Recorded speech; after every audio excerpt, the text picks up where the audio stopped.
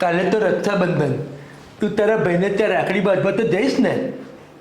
તમને તો ખબર છે, રક્ષાબંધન હોય, સાતમ આઠમ હોય કે પછી દિવાળી હોય, હું મારા બધા જ તહેવાર આપણા સાસરામાં જ કરું છું ને.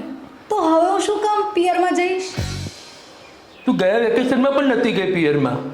આપણા લગ્નને 5 વર્ષ થઈ ગયા. હું આ 5 વર્ષમાં ક્યારે મારા પિયરમાં ગઈ? હા, તો હવે શું કામ જઈશ? એક તો વાંધો છે કે તું પિયર કેમ નથી જતી? બધાના બૈરા કેવા પિયર જાય છે, અને એક મારું જ બૈરું છે જે પિયર જતું જ નથી. ઓ મારા ચંદ્રશેખર, કઈ દુનિયામાં ખોવાણા? ના ના, હું એવું વિચારતો હતો કે તારા મમ્મી, તારા પપ્પા, તારો બૈલો તને યાદ કરતા હશે ને, તો આંટો મારતી હોય એનું પિયર. ના ના, મને નથી જવું.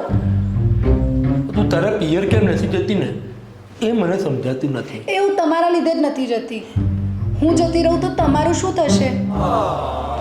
હું મારા ચંદ્રશેખરને 1 મિનિટ પણ એકલો ના મૂકું, અને હું વેકેશન કરવા જતી રહું તો તમારું ધ્યાન કોણ રાખશે? એક દિવસ તો હું તને પિયરમાં મોકલીને જ રહીશ. 5 વર્ષથી તમે મને પિયર મોકલવા માટે કેટલી મહેનત કરો છો, શું એ મને ખબર નથી? તમે કૂતરાઓને ખવડાવો છો, શું એ મને ખબર નથી? તમે મારે પિયર મોકલવા માટે માનતાઓ અને બાધાઓ કરી છે, શું એ મને ખબર નથી? મને બધું જ સમજાય છે તમે મને પિયર કેમ મોકલવા માંગો છો.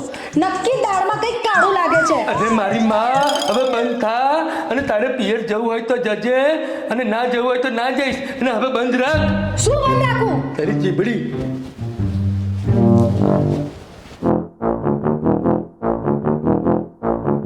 હલો, વસીમભાઈ કરજણ વાળા? કોણ?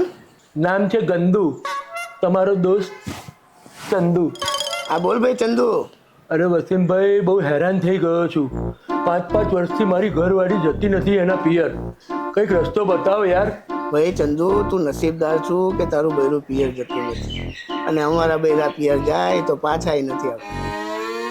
ઓ મારા ચંદ્રશેખર, કેમ આમ ઉદાસ બેઠા છો? સમજી ગઈ, હું મારા પિયરે નથી જઈ શકતી એટલે ને. પણ જો હું પિયરે જતી રહું તો તમારો મૂડ ઠીક થઈ જશે ને? આ તમે હસો છો કે રડો છો? હસું છું. અચ્છા અચ્છા, તો કઈ વાંધો નહીં, હું અત્યારે જ ફોન કરી દઉં. મારા મમ્મી, પપ્પા અને ભાઈને 2-3 દાડા માટે રોકાવા અહીંયા બોલાવી દઉં. હું પિયરે નથી જઈ શકતી, પણ મારા પિયરવાળા તો અહીંયા આવી શકે છે ને. એક જ વાત હોય ને. સારું, તો મારો ચંદ્રશેખર રાજી ને હવે? મને ખબર છે તમે હસો છો. સારું, આ વખતે હું રોઉં છું.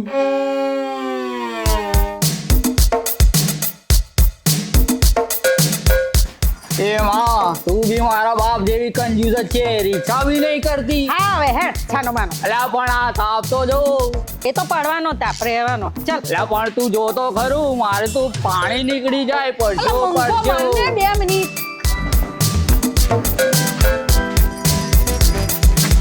એ માલી, એક તો બાપાને કઈ આવું નહીં, અને સામાન મોકલ કરે છે. અરે તારું મોઢું બંધ કર ને. જપ જરા છાનો માનો. આ નવા કપડાં પહેર્યા છે, ટેક તો કાઢતો નહીં. અદ્દલ તારા બાપા જેવો છું. હેડ છાનો માનો.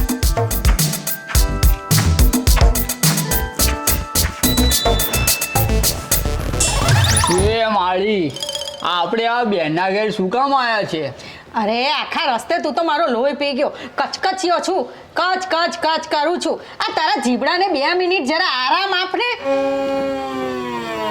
ચાંદની, ઓ ચાંદની, ક્યાં ગઈ આ? ચંદુ, એ ચંદુ. એ માળી, આ જીજાજીને ચંદુ ના કહેવાય, એમનું નામ ચંદ્રશેખર છે.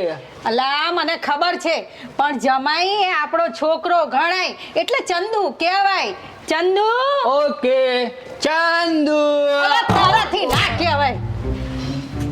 ચાંદની, ચાંદની, ઓ ચાંદની, ક્યારની બૂમો પાડું છું, સાંભળતી જ નથી. લે આ પકડ બાપા, હું તો થાકી ગઈ.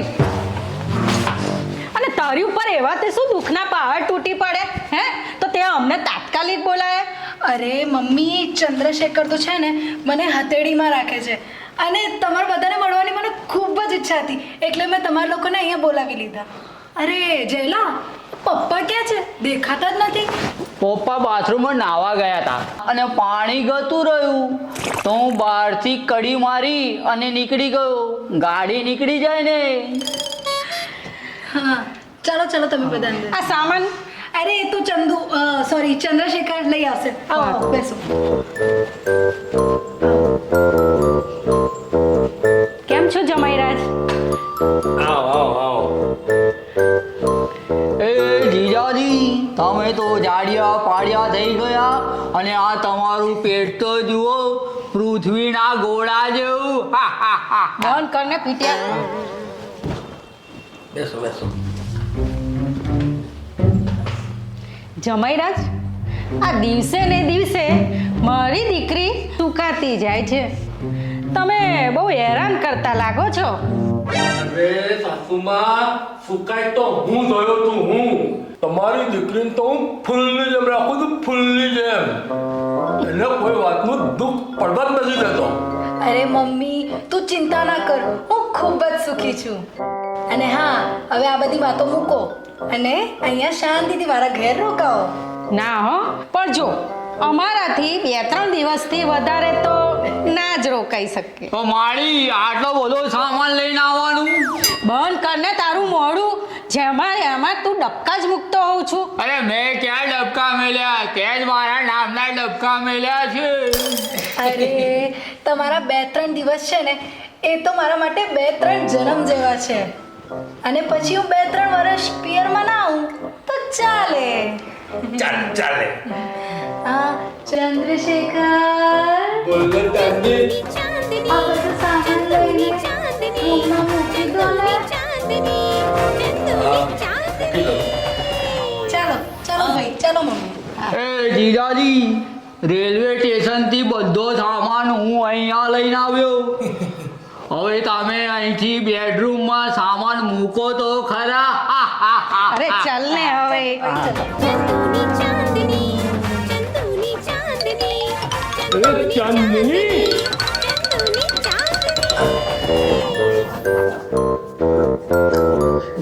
માને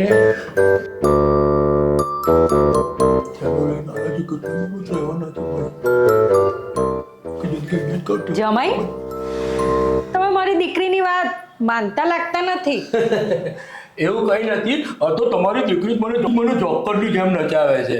હા હા, હવે મારા પિયરવાળા આવ્યા છે ને, તો એમને બરાબર હાચવજો, સમજી ગયા? નહીં તો તમને ખબર છે કે ચાંદનીનો દંડો ફરશે તો શું થશે? અરે વાલી, હું તારા વખાણ જ કરતો હતો.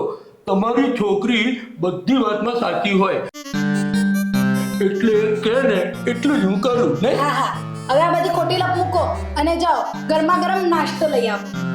શું લાવું નાસ્તામાં? મમ્મીને પૂછો. બોલો બોલો સાસુમાં, શું લાવું? મારા માટે સુરતી ખમણ અને લોચો લેતા આવજો. લોચો તો આવી ગયો. શું બોલ્યા? અરે કઈ નહીં. બોલો બોલો સાસુમાં, બીજું શું લાવું? ફાફડા, વણેલા થેપલા અને થોડી કેસર જલેબી પણ લેતા આવજો. જલેબી ખાવું છે. હા હા, બસ આટલું જ. આટલું અને જ. સાંભળો, જ્યારે તમે નાસ્તો લેવા જાઓ ને ત્યાં બરાબર જોજો, મોબાઈલમાં ના જોતા, સમજી ગયા?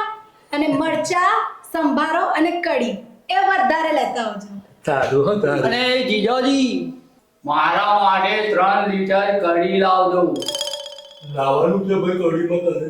જ્યાં લગીન હું કઢી પી ના કરું અને એનો સ્વાદ ખબર ના પડે ને, ત્યાં લગીન હું કઢી ફરી વખત પી કરું છું. આ પીપી બહુ કરે છે નહીં? સારું. મોંઘવારી બહુ વધી ગઈ છે ભાઈ.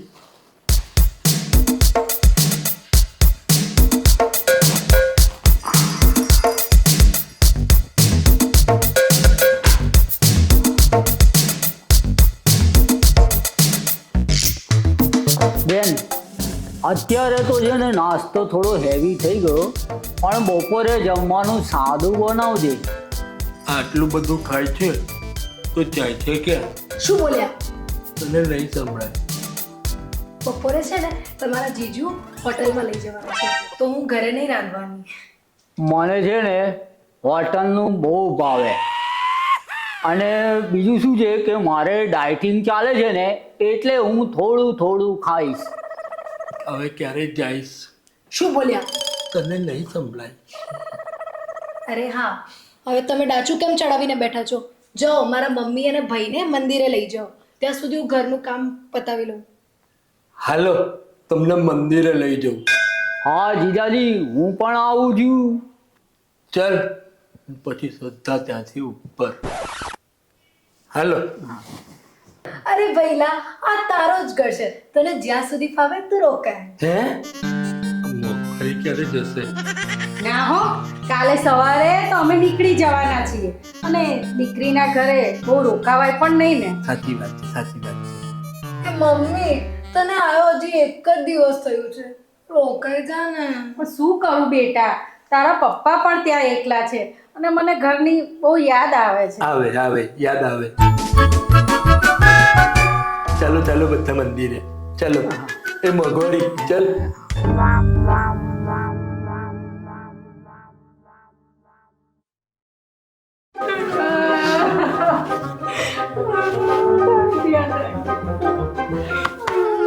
મારા લગ્નમાં રડતા હતા ને એવું રડે છે.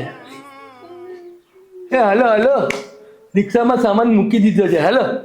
હવે બેન તું આવજે, આપણે 2 જણા તળાવની પારિયા જઈ અને મસ્ત કેરી ખાઈશું અને તારી ફાટેલી થેલીમાં આપણે મમરા પણ ભરીશું.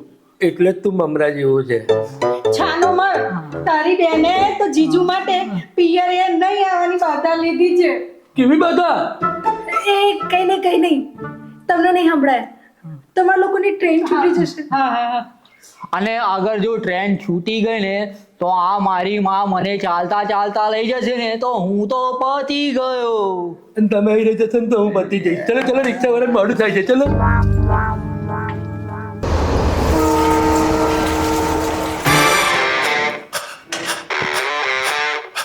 આ મારી બહેરીએ પિયર ન જવાની બાધા લીધી હતી. ચાલી એવી તો શું બાધા હશે તેની મને નથી ખબર, પણ હું આ શું બાધા છે જાણીને ના રહું તો મારું નામ પણ ચંદ્રશેખર નહીં, નામ છે મારું ગંદુ. બધા કહે છે ચંદુ.